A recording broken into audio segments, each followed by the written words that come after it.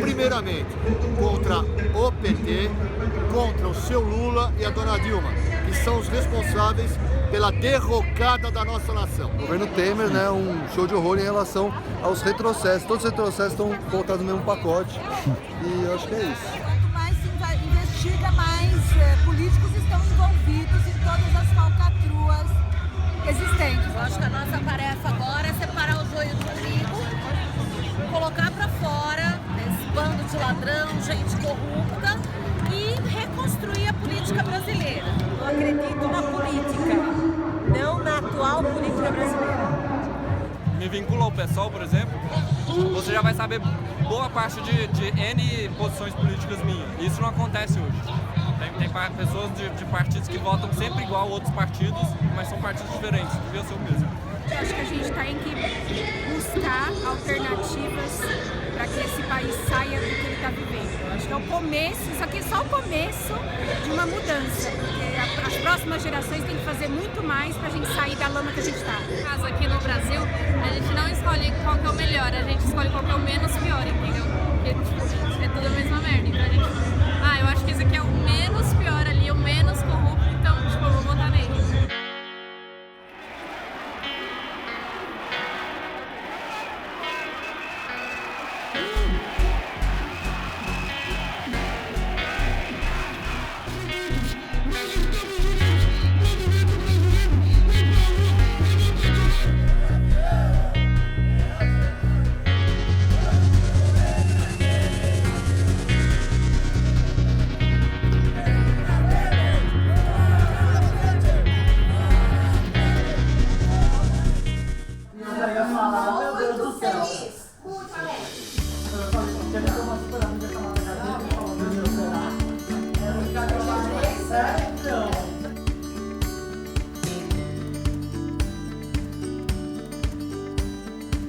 Atualmente, eu não me sinto representado por nenhum partido, embora eu me considere de esquerda, não me sinto representado por nenhum partido de esquerda no momento. Mas ao mesmo tempo que tá não me representa. Então eu sabe quando você tá assim, aí vários amigos falaram, Vanessa, e agora? Eu falei, eu não sei. Aí a gente tá querendo até fazer um grupo de apoio para falar o que faremos, porque o que está tá péssimo. Mas o que pode entrar vai ser pior ainda. A briga do Natal e do almoço de domingo, né, quando ainda tinha, que agora tá um pouco mais complexo, era isso, né? Mas e daí que o outro fez, né? Por que eu vou derrubar um pensamento de esquerda, um pensamento progressista, enfim, tudo, né? Porque não deu certo, ou porque aqueles que representavam a gente, porque a gente tem uma democracia representativa e não vivida por nós, né? A gente elege, esquece, ou elege, espera, né? E então eu acho que isso me deu paz. Quando eu não sei, tudo bem, eu não preciso escolher o partido, eu preciso escolher o que eu sou, o que eu penso. No mundo contemporâneo, a atividade política ela está em declínio. Certo. No mundo inteiro. Por quê? Porque ela se tornou, do ponto de vista da sociedade altamente tecnológica que a gente vive, ela se tornou uma atividade superada, em alguns casos até atrasada. Então o cidadão comum, preocupado em sobreviver, em lutar para subir na vida ou para resolver questões elementares, não necessariamente subir na vida, ele se distancia da política. A política virou uma atividade negativa, marcada pela corrupção, marcada por aspectos ruins. Um parlamento marcado, de fato, não é? Por este jogo de poder muito nefasto da corrupção, embora não esteja só lá, é claro que sabemos, não é? Quer dizer, o que ele representa em termos da formação mesmo da sociedade brasileira. Então, há uma crise da representação. Quer dizer, há um distanciamento, ou um fosso muito grande entre o representado e os seus representantes. Né? Este representante está muito mal constituído, está muito mal formado, e ele, de fato, não diz nada à população. Senhoras e senhores, Pernambuco nunca faltou ao Brasil. Carrego comigo nossas histórias de luta pela liberdade e pela democracia. Por isso eu digo ao Brasil, sim pelo futuro!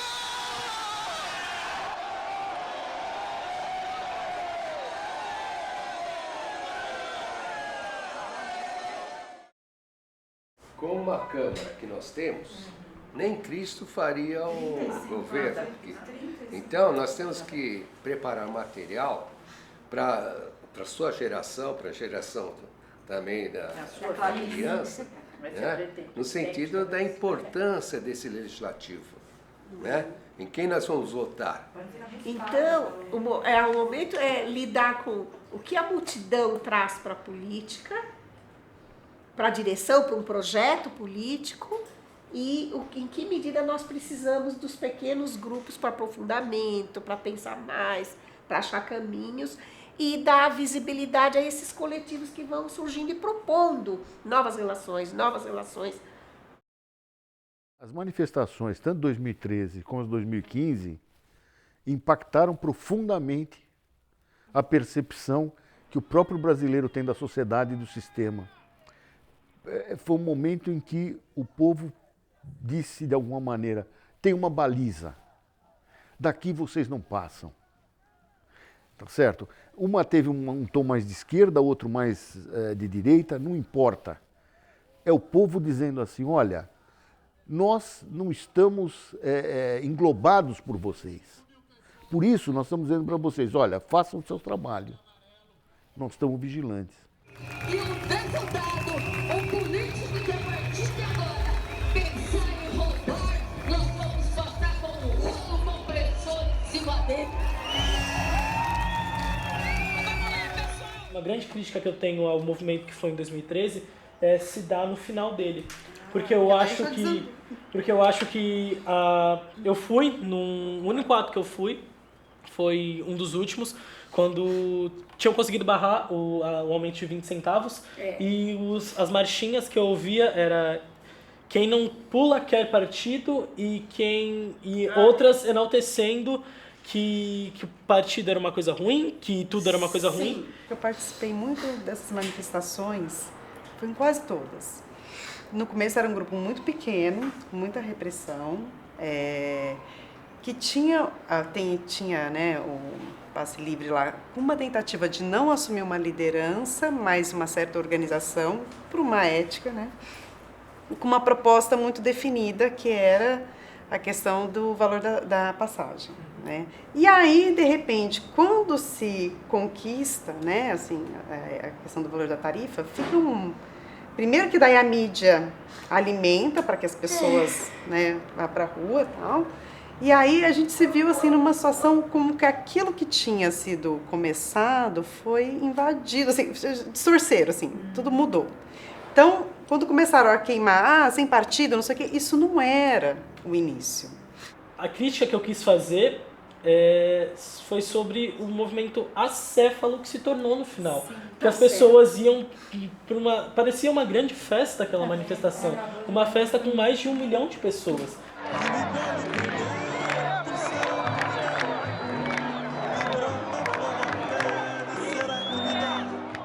Esses movimentos estão indo para a rua em torno de agendas muito particulares. E é isso que não dá muito a sensação de que você tem um movimento político, como a gente teve, por exemplo, em situações como as diretas já, ou o impeachment do Collor, em que você tinha todo mundo, de certa maneira, enfim, hasteando uma mesma bandeira. E eu acho que também tem uma coisa na multidão que o quanto você perde a sua capacidade de pensar na multidão, né? Também. Quanto E você ganha a de se emocionar. Exato. Então é legal. Mas tem que ter essa clareza. Tem que estar. Agora, até aqui eu fui, aqui eu não vou mais, ou então aqui eu vou me recuar, vou me fortalecer mais, né? Depois, o ódio, a violência, era a polícia e o manifestante, né? O ódio, ele tem que estar deslocado em algum lugar, né? Uma coisa impressionante, porque o ódio existe, né? Ele ganha um alvo. Aí, de repente, a polícia se retira. O governo do estado fala, não, agora a mídia vai pegar mal. Aí, o que acontece? Se forma um lado da Paulista, são, né, os vermelhos, do outro lado, as coxinhas. E aí, então, foi uma coisa engraçada, porque eu tava lá, tava tudo misturado, de repente fez isso. 2 rios. Essa é uma característica interessante desse momento, que você tem, que é muito preocupante, eu diria, que você tem o crescimento de uma de uma polarização mesmo entre os extremos, que as pessoas deixam de se ver como pessoas que pensam diferente, mas começam a se ver como inimigos. Se for o PT no governo, não tem jeito, ou vice-versa. Se forem os tucanos no governo, ou o Temer, não tem jeito. Isso também é uma característica que está se generalizando por aí. Quer dizer, eu acho que há uma cultura da... É isso que é perigoso, né? Há uma cultura da intolerância, vamos dizer assim.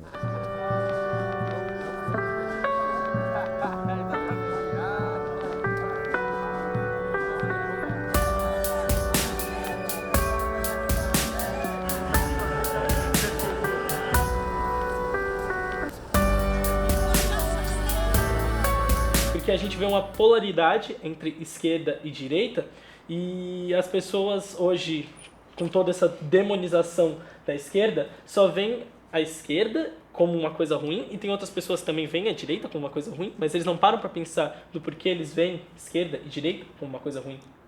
E por que eles pensam que política é uma coisa ruim. Muitos momentos a gente fala, meu Deus, por que não chuta o pau da barraca, governa com a rua? 2013 tá aí, governa com a rua agora. Não precisa governar com esse Congresso falido. Não. Então aderiu, aí com isso escancarou para nós a falha, o problema, a doença do modelo de representação de um Estado que se perpetua querendo dominar, querendo comprar pessoas, votos, querendo comprar alianças, querendo comprar na lógica do mercado. Ou seja, um Estado privado. Não é o Estado público, é o Estado privado. Quando a esquerda se burocratiza e começa a agir como um partido de direita, falando que é de esquerda, depois de algum tempo as pessoas se cansam de viver com esperança de melhoras que esse partido de esquerda promete e nunca vem. O PT perdeu aquele perfil de um partido operário de esquerda. Porque, em nome da governabilidade, o Lula foi fazendo concessões do PIB. Quem sou eu? Perdeu a identidade, porque ele fez tanta negociação, tanta acomodação para poder garantir o governo, que no final das contas garantir o governo não passa a ser o mais importante. O mais importante é você ter um projeto que defina direitinho o que você quer nos setores prioritários. O que eu quero para a educação, o que eu quero para a saúde, o que eu quero para a previdência social, o que eu quero para cidades, o que eu quero para os recursos naturais do... Alguém tem que pensar isso. A sensação que dá é que quando o Lula é eleito, é como se a gente tivesse já sido vitorioso. Acabou. Isso! Né? E só estava começando. Né? E aí a população, quem votou nele e tal, deixou de participar disso. Como é que você faz um discurso de que o PMDB é um partido golpista, corrupto, e se coliga com ele em mais de 1.500 municípios? Você incita a massa da população... Forma antiga de governar. Exato. Você incita a massa de esquerda de todo o país falando que o PMDB é horrível, que eles são corruptos, traidores, e você se coliga com ele atrás dos panos em 1.500 municípios e não fala isso para a população. Eu, adolescente, eu vi o PT nascer. Eu não militava, mas eu vi. E era um sangue novo que pulsava, uma vida nova que eu era mais jovem que você, não entendia patavinas, mas eu via algo novo e era muito legal. Quem viu o estádio da Vila Euclides no 1º de maio, eu vi. Sem comissão ou com comissão, vocês sairão vencedores dessa luta. O PT, o problema do PT é que o PT se diz de esquerda, mas não é. Então carrega uma proposta, carrega lá um passado, carrega pessoas, mas maculou. Essa ideia de que a população está à parte do cenário político é um vício da ditadura. Porque na ditadura era uma coligação, era um grupo fechado de militares que elegia um presidente. Obviamente que os presidentes da ditadura eram marionetes, eles falavam o que os grandes generais militares queriam que eles falassem. A gente tem que voltar para isso, a gente tem que lembrar que a gente acabou de virar democracia e que o Lula levou a gente a pensar tudo que a gente queria, ele estava lá carregando nossos pensamentos.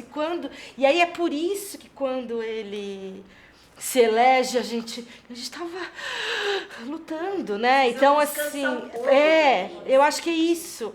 Então, isso é importante. Por quê? Porque quando a gente aceita ou tenta entender o que foi o nosso país, né, até agora, a gente se enche de vontade. Nós entramos numa ditadura que ela teve como um dos objetivos mudar o quadro partidário, porque os militares viam os partidos como um dos motivos, causa da crise política do Brasil.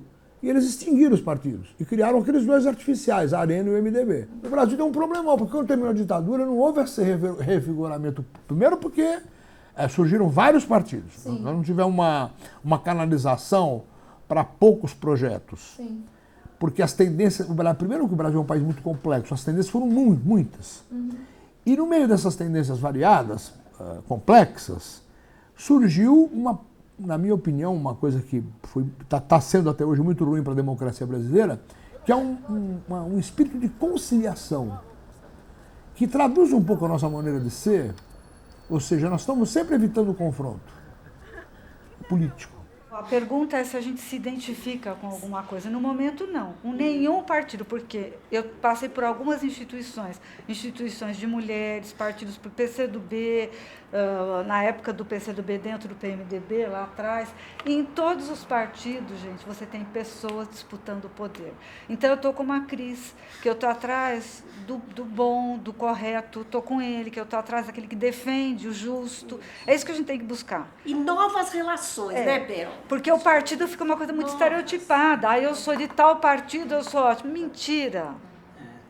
Sabe? Então, acho que a gente tem que parar com isso, parar de se esconder atrás dessas siglas e ir atrás daquilo que é justo, que é correto. Então, eu fiz a campanha, mas meu pezinho está sempre atrás.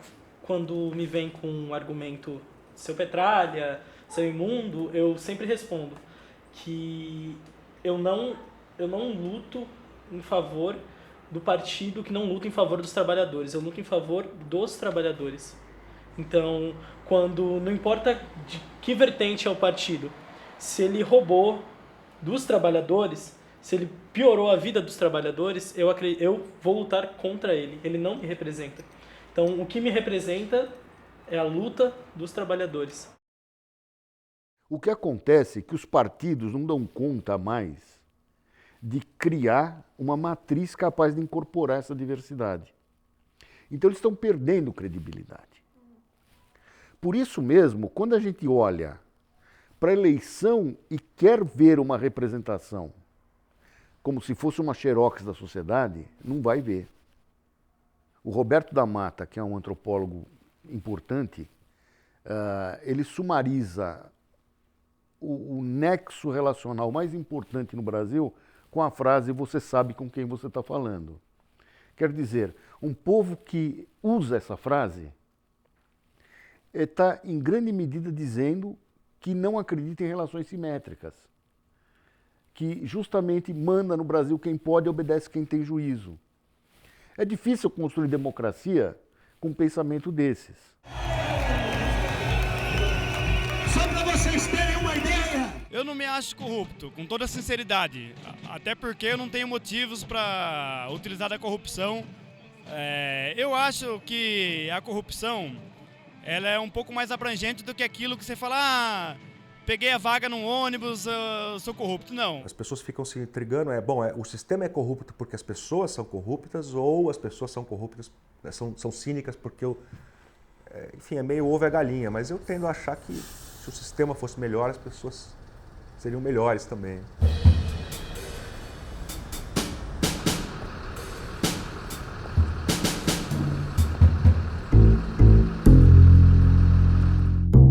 Eu me consideraria uma pessoa normal. O ato de corrupção normal em relação à sociedade, não em relação a um todo. Tipo, causando mal a um grupo de pessoas no total. Uma pessoa pode furar uma fila e uma pessoa pode roubar dinheiro na política de uma empresa grande.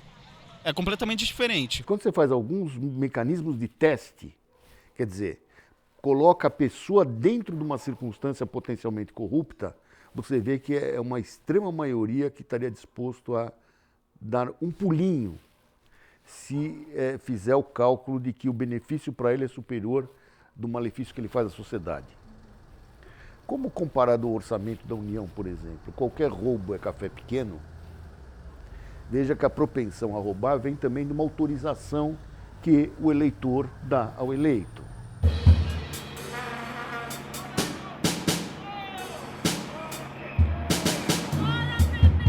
Eu não vou ser hipócrita porque às vezes tipo, tem alguns pequenos atos assim, que a gente comete no nosso dia a dia. Às vezes, tipo, uma prova que o professor te deu uma nota lá e você somou e você viu que tem nota a mais ali, sabe? Eu já fiz, tipo, de não chegar e falar, olha, tá errado e tal. Como eu já também consertei a minha ação. Pula a catraca do metrô, o que isso significa? Que eu sou espertinha, né? Sou espertinha quando posso fazer algo que está prejudicando a todos os outros de alguma maneira, não é? Porque isso tem consequências. Nós somos seres políticos, então tudo que nós fazemos é político, né? A política está aí o tempo todo. Então, quando eu pulo a catraca, quando eu levanto para alguém sentar, quando eu cobro coisas pequenas, mas necessárias dos governos e que é preciso atuar, não é? Da mesma maneira quando vou cobrar coisas maiores.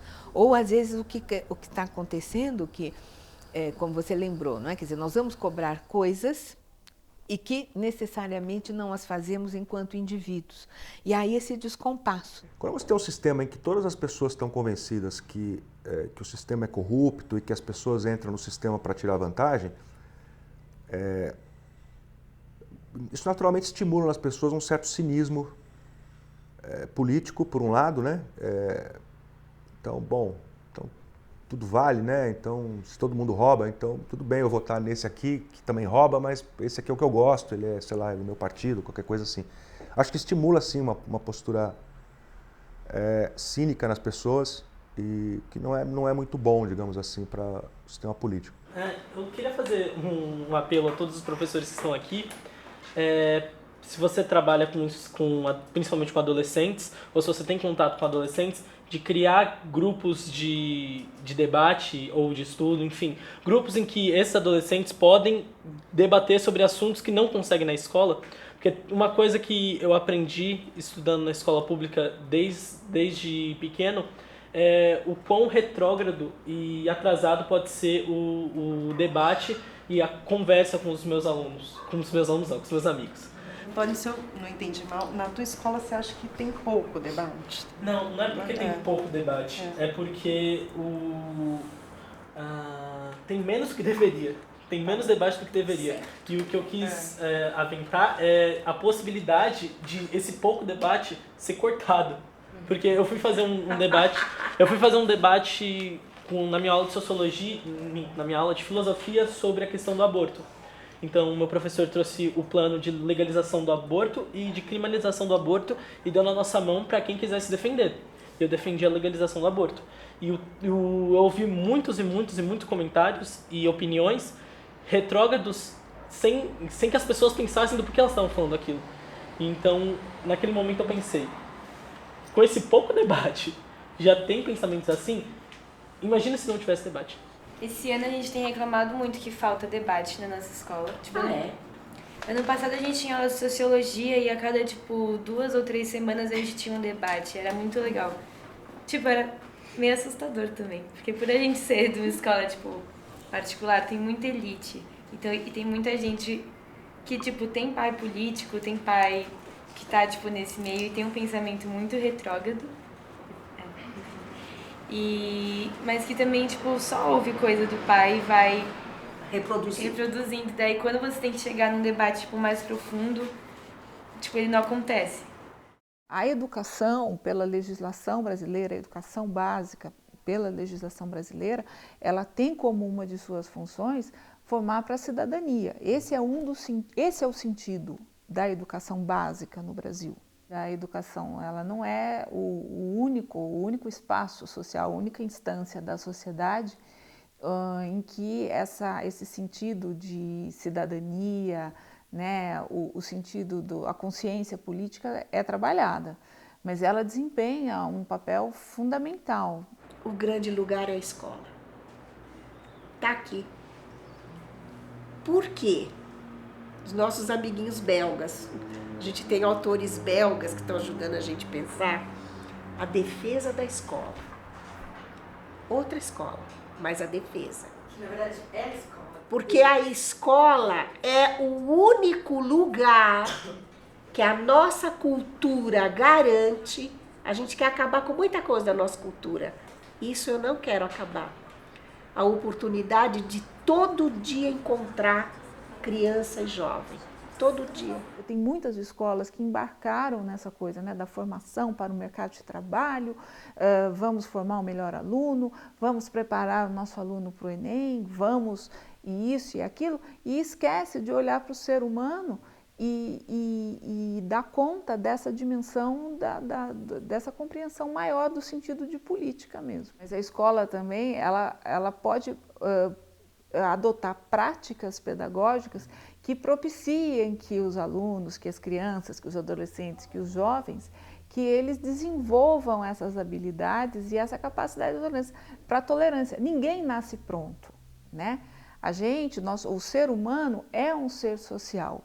Então a gente está sendo modelado e está sendo conformado o tempo todo na sociedade, nas nossas vivências, nas nossas experiências. Então a palavra política é função essencial da educação. E não é só educação escolar. Da educação escolar nem me fale. É obrigação mesmo, né? Porque lida com leitura do mundo e conhecimento, instrumentalizar para intervir no mundo, para ler e intervir. Escola tem que fazer isso. Mas não só. Existem muitos espaços educacionais, né? Espaços de arte, espaços da mídia, das mídias, né? Espaços de projetos sociais, educação não formal, que a gente chama, né? Que ajudam a recuperar, né, a boa imagem da palavra política. Então, temos que ficar todos atentos, né? E não tirarmos... por quê? Porque nos interessa pensar em política. Foi por isso que foi criado o meu grupo de debate, para poder debater essas questões que nesse momento não dá para debater na escola. Então, se algum dia eu virar um professor ou, enfim, educador, eu queria mudar esse ambiente. Não ambiente, o sistema. Todo sistema que proíbe o debate. Eu fui participante, ocupante do Fidelino, então a minha mãe pegou uma parte dos ocupantes que estavam... Não, acho que todos os ocupantes a gente chamou para fazer parte do grupo de debate. Então ela pensou, vou criar um grupo para poder auxiliar os alunos fora da escola. Então a gente estipulou de sábados para ficar 4 horas debatendo sobre um assunto, levar o ECA para debater, levar textos diversos para debater. A estrutura em que a gente se depara ali na escola, que é completamente hierárquica e cheia dessas burocracias que enquadram a gente, que sufocam. É literalmente uma caixa de sapato onde colocam todas as pessoas dentro e pedem para elas ficarem mudando de lugar, sabe? Você não se sente com liberdade, espaço, movimento. Só que se esses debates ocorressem, seria algo normal, sabe? Algo natural. Como aprender uma fórmula em matemática. A gente vai para a escola sabendo, hoje eu vou aprender uma fórmula para fazer tal e tal coisa. Seria assim, hoje eu vou para debater tal e tal coisa, uma coisa muito tranquila. Só que não, a gente fala, nossa, vai ter debate e todo mundo já acha que você tá no filme 300. E eu acho que teria muito de... hoje tem debate, não precisa ir pra aula, Sim. sabe? É só debate. Mas talvez não tenho interesse pra saber disso. Talvez não, porque se a gente tivesse esse debate, as pessoas teriam uma outra cabeça. As pessoas não fariam merda igual elas fizeram nas votações, mas isso é uma coisa a longo prazo. Com relação à crise de representatividade, que é uma discussão aqui, a crise de representatividade. Vejam se eu estou correta aqui. Aquela molecadinha toda lá das instituições, boa parte delas são filhotes de burocratas, instituições do movimento estudantil. Tá certo? Que usa o movimento estudantil como trampolim para a carreira política. Que reprova 1, 2, 3, 10 anos para ficar dirigindo UBS, correto? Essa gente não tem representatividade na base. E utiliza as estruturas porque as estruturas têm dinheiro. Isso, o movimento estudantil diz que não quer mais. Correto? Não quer mais. É por isso que está havendo esse boom nas escolas. Isso é crise de representatividade das instituições que foram historicamente construídas. E como é que se constrói algo novo? É preciso fazer enfrentamento. Certo? Para construir um novo. Só para terminar. Construir um novo significa pegar esse ímpeto de vocês, viu? pegar esse ímpeto de vocês e fazer enfrentamento a essas estruturas para que algo novo exista, negando o que há de negativo nas instituições e dizer assim, olha, eu não quero que você me mande, não, eu quero ser ouvido assim, ó. Eu aprendi assim, eu gosto de ser respeitado.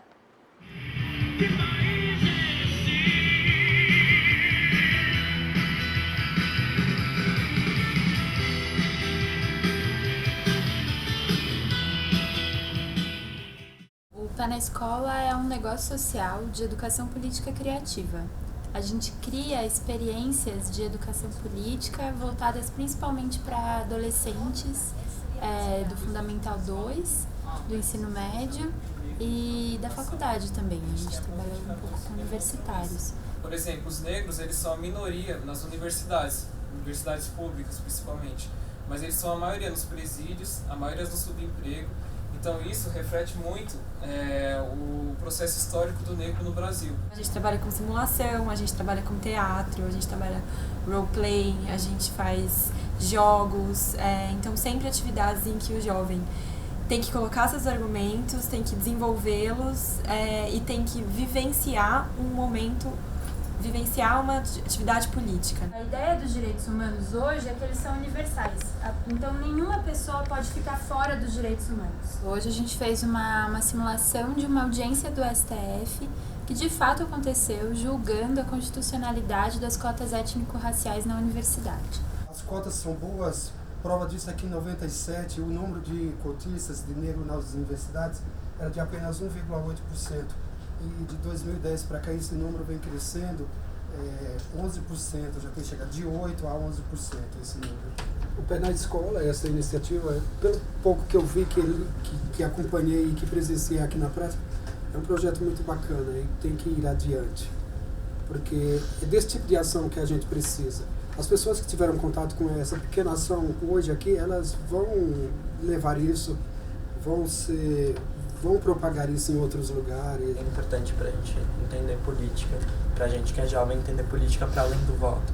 Então, o que a gente pode fazer para além de ir na urna, entender o que são os instrumentos de participação social e de que modo a gente pode usar eles a nosso favor e usar as instituições a nosso favor para conseguir transformar uma realidade. De fato, eu queria muito ver iniciativas como essas dentro da minha escola. Eu não digo que o jovem brasileiro, assim, bem em geral, né? Eu não digo que ele está afastado da política. Eu digo que ele está encontrando novas formas de fazer política. Eu acho que a educação tem muito a contribuir, sim, buscando, pesquisando, lendo o que está dado, ajudando a ler o que está dado. Além disso, ajudando a pensar, imaginar novas formas. E mais, também ajudando a dar visibilidade para o novo que vem surgindo. A questão da representatividade, você tem que criar, fazer uma reforma política. Só com uma reforma política você vai poder se sentir representado em novas lideranças, né? As pessoas se articulando, por isso é política, se articulando, debatendo, fugindo da rasura, debatendo profundamente, procurando entender o seu lugar, né? Procurando entender o seu padecimento e procurando, como diz o Boaventura de Souza Santos, procurando a igualdade naquilo que a igualdade nos engrandece e a diferença naquilo que a diferença também nos engrandece. Ou seja, procurando uma identidade, mas não uma pasteurização, não uma padronização. Então eu vejo com esperança isso. Não serei o poeta de um mundo caduco. Também não cantarei o mundo futuro. Estou preso à vida e olho meus companheiros. Estão taciturnos, mas nutrem grandes esperanças. Entre eles, considero a enorme realidade. O presente é tão grande, não nos afastemos. Não nos afastemos muito, vamos de mãos dadas. Não serei o cantor de uma mulher, de uma história.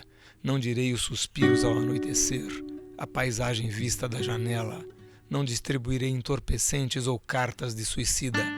Não fugirei para as ilhas, nem serei raptado por serafins. O tempo é a minha matéria.